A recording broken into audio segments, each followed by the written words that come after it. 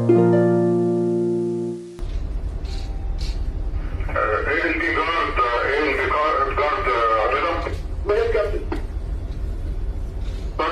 your heading? 165 165.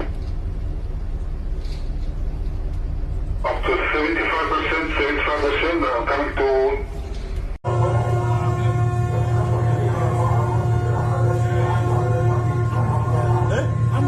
الحمد لله رب العالمين الحمد لله الحمد لله الله أكبر جاي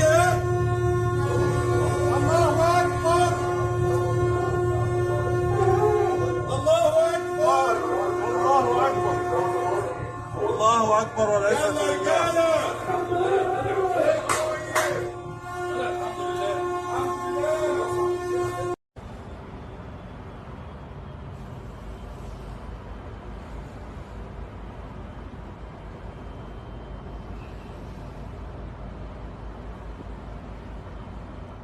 Suez container ship is turned.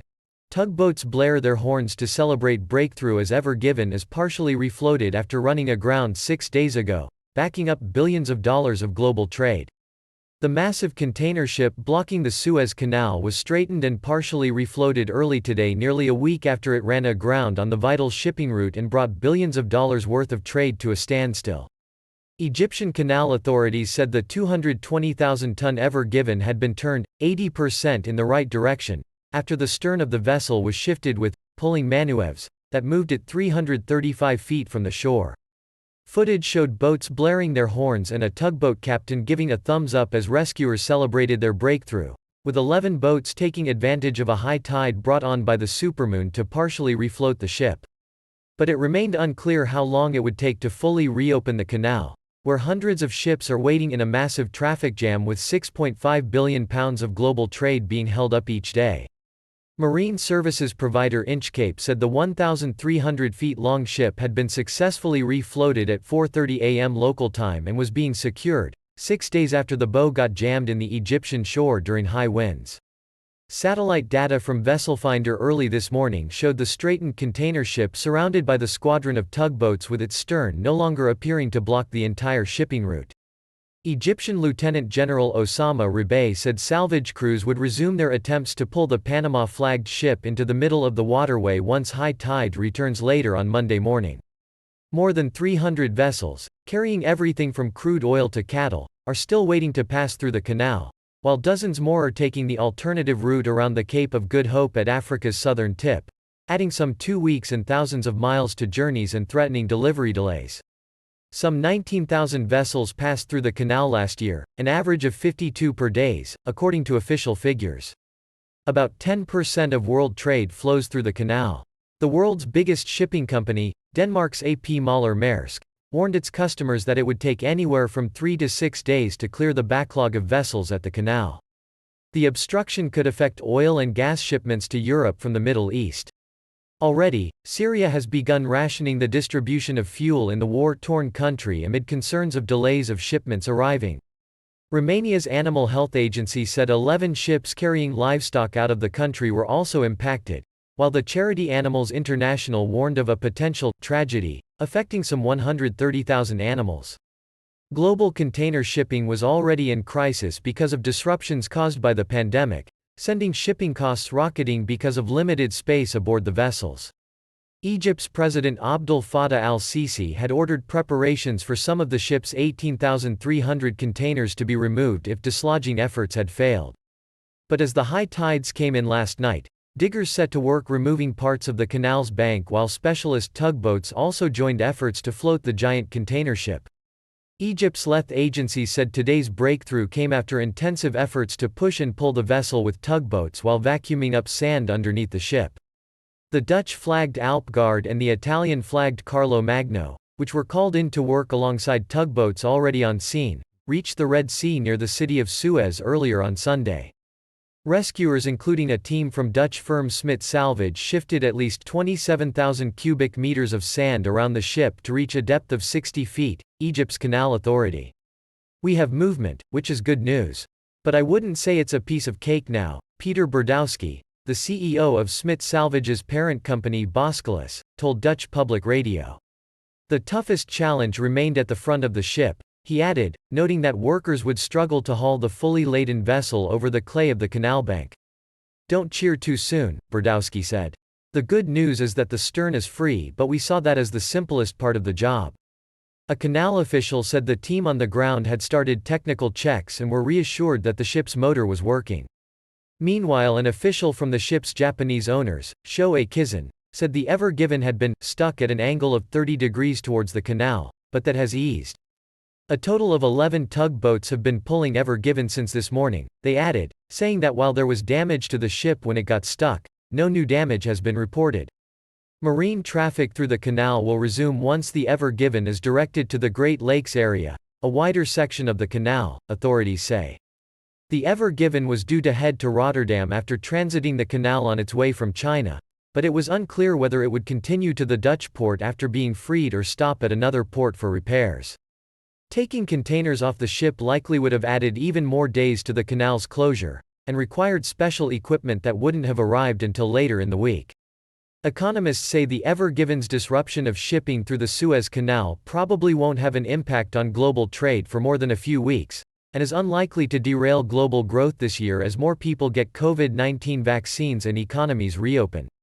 But it's another wake-up call for companies that have set up their business to rely on supply chains with little room for error, said William Lee, chief economist at the Milken Institute. This is a warning about how vulnerable our supply chains are and how the just-in-time inventory techniques that have been so popular have to be rethought, he said. The shortages and the supply chain shortages that cause assembly lines to shut down, that will have a greater impact. This weekend it was revealed that ships containing livestock and IKEA furnishings had been left stranded in the maritime traffic jam. Jarrett Weidinger, EU coordinator for NGO Animals International, told The Guardian, "My greatest fear is that animals run out of food and water and they get stuck on the ships because they cannot be unloaded somewhere else for paperwork reasons."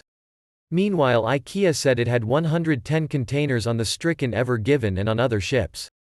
The blockage of the Suez Canal is an additional constraint to an already challenging and volatile situation for global supply chains brought on by the pandemic, an IKEA spokesperson said.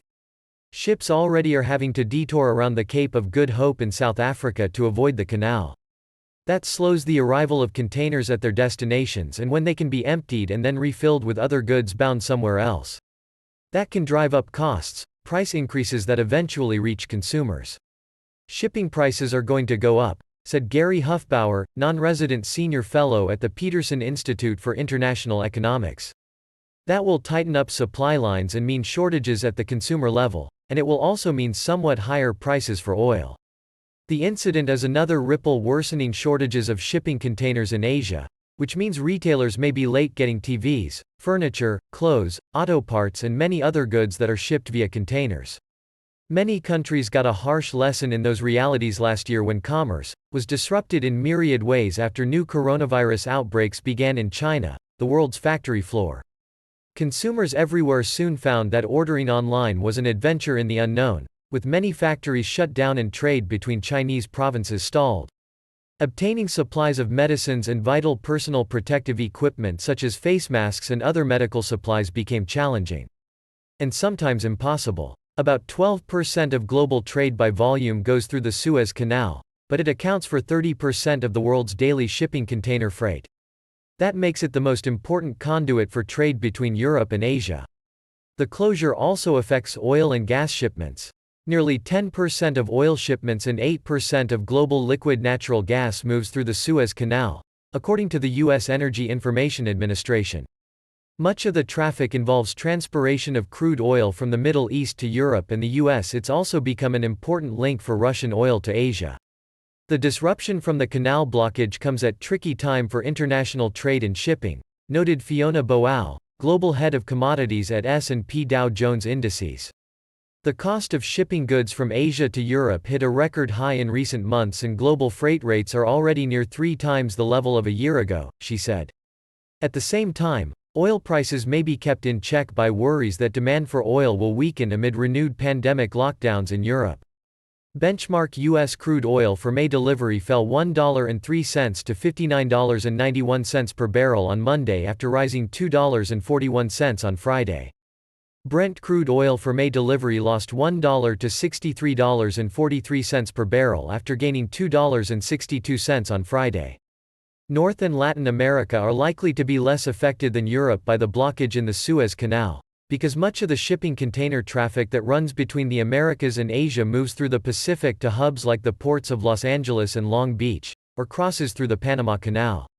The impact on the U.S. will be less than on Europe, Hufbauer said. On Saturday, the head of the Suez Canal Authority told journalists that strong winds were not the only cause for the Ever Given running aground, appearing to push back against conflicting assessments offered by others.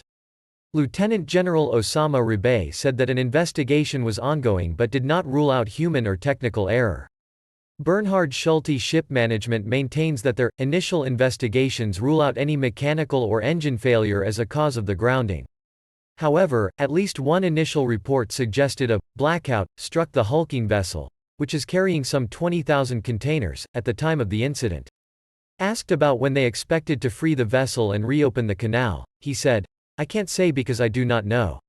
Shoei Kizun Keisha Limited, the company that owns the vessel, earlier said it was considering removing containers if other refloating efforts failed.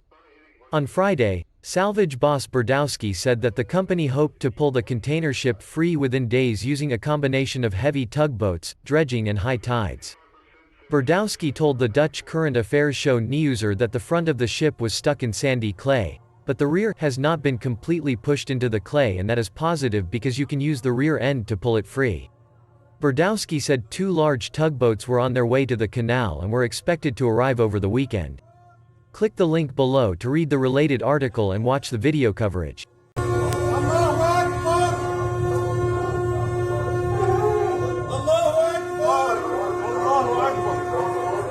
الله أكبر وليس